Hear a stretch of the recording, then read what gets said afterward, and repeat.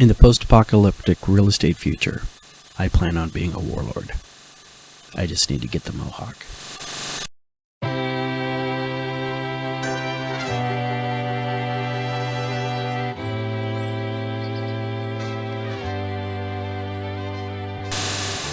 And hi there.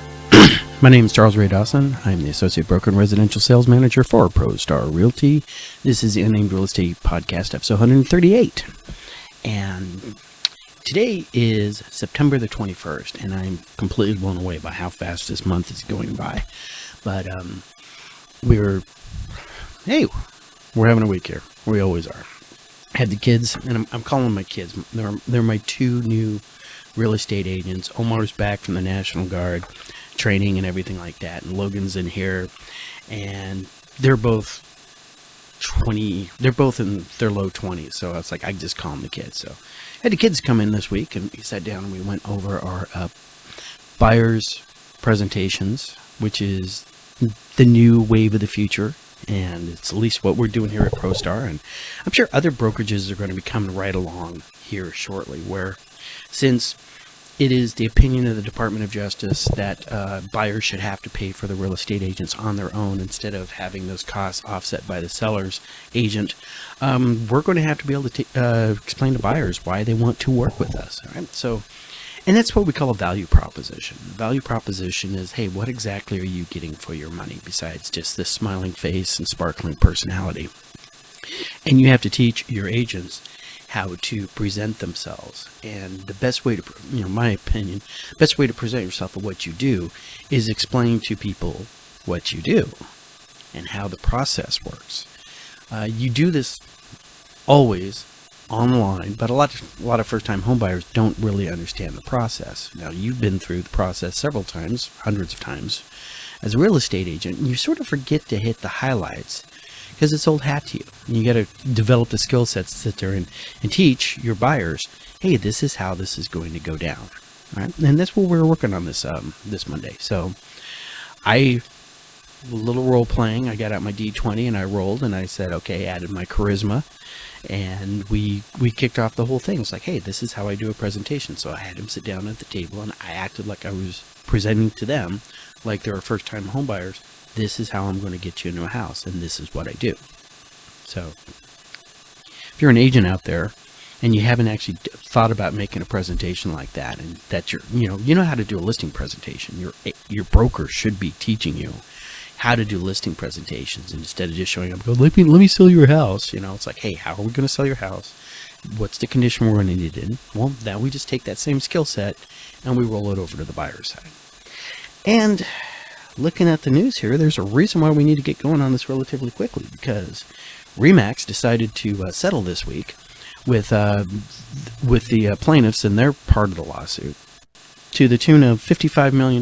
So that leads them, along with Anywhere, who were the first ones to decide to settle. Now RE/MAX has settled, and we're eyeballing Keller Williams and some of the other defendants in these cases, seeing what they're going to do next. I'm a little concerned that every time I talk to an agent, another agent about these things, they're sort of blown away, like they weren't sure, didn't know this was going to happen, or they're like, why are they settling instead of, fighting the good fight and this and that and the other thing. And, a lot of people out there, they don't understand that these companies are publicly traded companies. All right. So what is their number one job? What is the number one job of every publicly traded company? To maximize shareholder value. Sometimes they'll actually put that on the mission statement, and sometimes they won't. Sometimes they'll just allude to it, right? But ultimately what it is they need to keep their shareholders happy. It makes more sense for Anywhere and RE/MAX to settle, take the immediate hit, something that all their investors can calculate into their forecast of how they're going to allocate their money and their assets, and just get it off the table and move on. All right? For real estate agents, independent operating real estate agents, because as a real estate agent, you are a corporation of one, and that's you. You might have partnerships, but you are ultimately your own company. It doesn't make sense for you to go, oh yeah, well, let's maximize shareholder value by just coughing up a bunch of money. Right? In your case, you're like, hey, no, this is a frivolous case. There's no there. And I know I can get in front of, no, you cannot get in front of 12 people on a jury and charm them into an agreeing with you. That's what attorneys are for, right? Do not ever defend yourself in court as your own attorney. That is completely free legal advice, and I'm pretty sure no attorney is ever going to argue with me against, right? So there you go, all right? Exceeding my boundaries here with common sense, right? But, the CEOs of these companies are, hey, let's just get this over with. Let's rip the Band-Aid off, right? Other ones, other people want to fight. So we'll see how it actually all boils down to. Other thing, a lot of real estate agents don't really understand that their representation in all these suits is through the National Association of Realtors, who is having a crisis. All right, a continuation of what's going on, where they decided to, because of the allegations against President Kenny, and him having to step down. There's apparently some little reported mutiny going on with the remaining staffers, all right, where the remaining staffers have sent a letter out, and they were actually demanding the departure of the CEO, all right, Bob Goldberg, the new president, Tracy B. Casper. Now remember, she's out of Idaho, and she just stepped up to fill the roles of Kenny when he stepped down, all right. But they're alleging that she is actually part of the problem and part of the culture there. Right. They were also asking for the chief legal officer, Katie Johnson, and head of HR, Donna Gland, on Monday, all to step down immediately. They do say that if any of these roles have to stay in because of their interactions with the lawsuits, they should only do that on just the lawsuit basis and not have any kind of other management roles, responsibilities, and duties thereunto pertaining. And if you're sitting there and you're looking at your major ally with the deepest pockets, NAR, having this kind of internal struggle, it actually does make a certain amount of sense to go, okay, get the checkbook out. Let's do our mea culpas. So that's the downstream impacts of this going on. So on the news side, on the real estate, the part that the rest of us care about, home builder confidence tanks as mortgage rates rise. They've actually dropped. They use this score. It's the home builder confidence score, and if it slides below 50, it's considered now the home builders are starting not to be so confident. And apparently they had two month-to-month decreases, and this month they actually dropped below 50 to 45. So now they're officially saying home builders are not too confident about the future right now. We're going to see this as they will start less projects. They will output some projects. They might be doing smaller scale projects. They won't be really swinging for the fences and it's the mortgage rates. All right. And the Fed, being the Fed, came in earlier this week on Wednesday, and they turned around and said that they're going to hold. All right. They're signaling that they're going to have one more rate hike sometime by the end of this year. Remember, we just got 3 more months coming down. Barry Habib was talking about how October 15th is going to be the day to watch. All right. But remember, the Fed's sitting there, they're looking at employment, they're looking at unemployment. I saw some really interesting numbers yesterday about those employment numbers, and they said, we gained 2,000 new jobs, or 200,000 new jobs over last month, yay us. And once you break down into the numbers, we actually lost full-time jobs, but we got more part-time jobs, and those part-time jobs were enough to make up the loss in the full-time jobs in numbers, all right, plus add an additional 200,000 on there. So you just remember, devil's in the details, right? Whenever you hear anybody spouting off these numbers, dig down a little bit deeper. Now, one of my most hated phrases out there is that line about statistics lie. No, they don't. Liars use statistics. The numbers do not lie. The trick is you've got to be making sure you're looking at the right numbers and in the right context. Now, this all comes down to that Statistics 101 class that you took in college. If you're doing any of the soft sciences, you had to take this. Psychology, sociology, we had to take a statistics class. It's really, really basic and simple at the 101 level. And I'm amazed how many people do not remember that or carry it through. All right, so sample sizes, blah, blah, blah, all these good things. Right. So when you're sitting there and somebody's rattling off these statistics, you got to break them down and go, oh yeah, hey, guess what? There are technically 200,000 more paychecks going out, but they're now going out to part-timers, so they're a lot smaller, right, then a full-time job would have been bigger, right? So they're looking at these things, they're looking at that, and they're, you know, they're still looking at maybe there's a recession. Oh no, we're not going to have a recession. We're going to have a soft landing. And meanwhile, the 10-year Treasury notes doing this, traced on inflation. But don't worry, it's not inflation, because once we take food and energy costs out of that, oh look, we didn't have as much of a rise. But I'm seeing fives on gas pumps again. Right? I can't tell you the last time I was able to go through a drive-through and get out of there spending less than $10. Actually, yesterday I bought myself a Caesar salad, all right, with egg and avocado for $9.12. All right, so actually trying to be healthy over here and eating more salads. So, but these prices are going up, impacting it. What does this mean to houses out there? Well, this is what we got going on in the houses out there. So, as of this second, or as of yesterday at 9 o'clock, our active week are 12,503, up 314. We got more houses on the market. Of that, 1,862 were brand new ones just coming on the market in the last week, all right, which is up 20 from the week before. Contracts slipped a little bit to 19,000, all right, which is down 12, and closings last week were 1,423, all right. Coming soon to an MLS near you are 671, all right. Let's take a look at our supply down there at the bottom. Our supply is at 50.7, still trending up. Remember, this is almost a perfect example. I'm always saying we should have about 25,000 houses for sale based on our population and the normal churn, all right. We're almost exactly half that. Now, if you notice on this little thing, it's not a 50.1, it's a 50.7. So, 25,000 is where we should be for normal amount of houses. I'm not sure if I'm going to see that in my lifetime. All right, and if we do hit 25,000, because of our population at some point, we probably should have been at 50,000, right?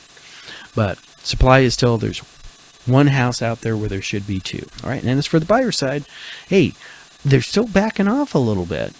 Okay, but not, and that's why these numbers are getting closer. But we have 75.6 buyers out there, so we have 75 buyers where we should have 100. Gives us a comfort report number of 148.9 because we have more buyers than we have houses. All right, and where's that impacting the most? Well, let's take a look over here. These are their overall comfort report numbers. Look at Chandler; they've dropped 20% month over month. Now they're still leading the pack at 246, right? And that gives us almost like a 5-to-1 ratio, houses to maybe 4-to-1, houses to, or buyers to houses, all right? But they're dropping back. Glendale's dropping down. Phoenix is dropping down. Phoenix is still, but these are all still sellers market. They're just not as strong sellers market as they were before. Paradise Valley, those rich people always do weird things, but they're at 190.3, ticked up a little bit.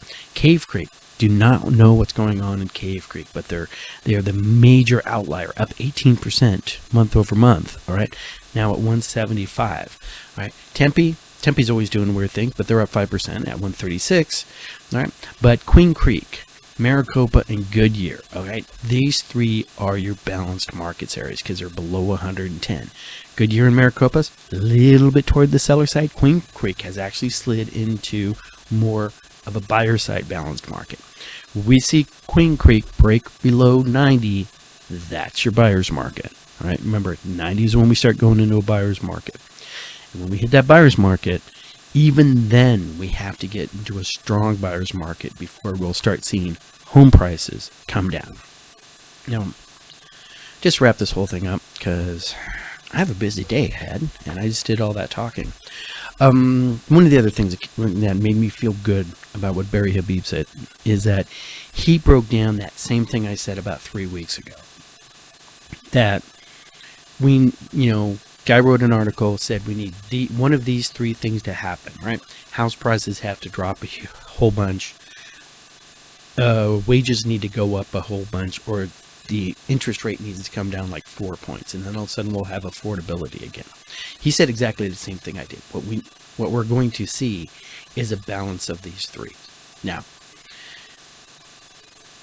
the United Auto Workers kicked off a strike this week, right? Seriously impacting me because one of those, automobile companies that their workers went on strike is supposedly working on an order that I placed 2 years ago for a new vehicle. All right, so I'm just, okay, That's not going to happen. I'm like really obvious, really seriously starting to think whether or not I'm actually going to see that vehicle I ordered at all. But so anybody out there has a nice, low miles vehicle for sale, give me a call. I might be interested. Not quite midlife crisis, ready for a little red sports car or something like that. But there is this frickin' Audi TT that I drive by on the way to work every day that just calls to me. It's siren call of the open road and freedom. But they are looking. That union is asking for like a huge price or wage jump. All right. This could have trickle-down theories and everything going on. I saw something that California is trying to do a minimum wage hike for healthcare workers of a minimum of $25 an hour. Now, I need, at that point, I need to know what they're talking about by a healthcare worker. All right, is your dental hygienist considered a healthcare worker? Is your surgery tech, the person who cleans and sterilizes the equipment, or is they considered, is the person doing the billing, or the person over there, the secretary, are they all considered medical workers? Are they all going to get into this $25 outer minimum wage?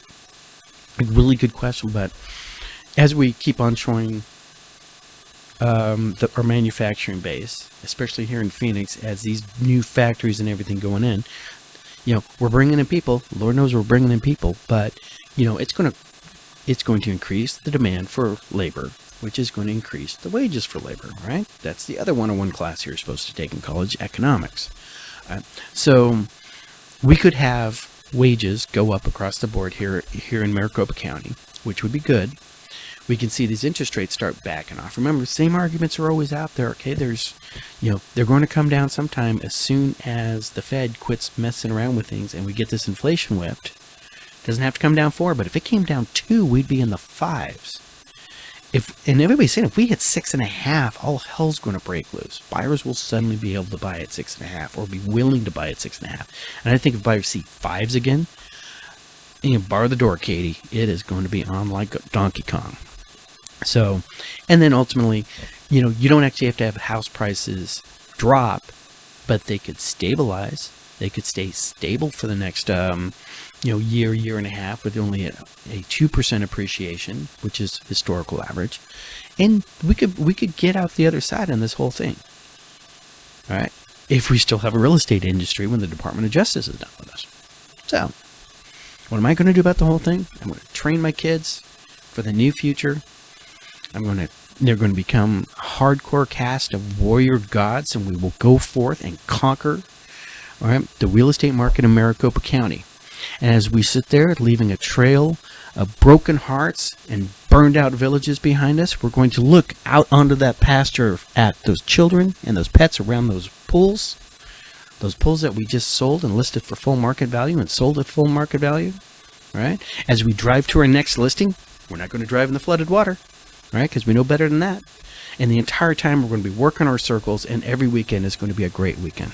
And I want you guys to do the same thing. Talk to you guys later.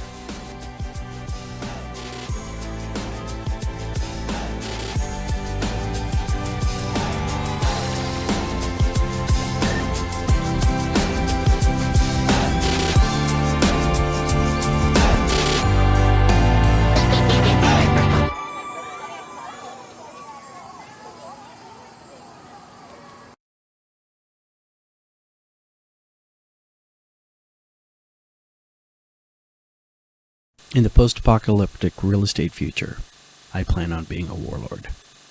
I just need to get the mohawk.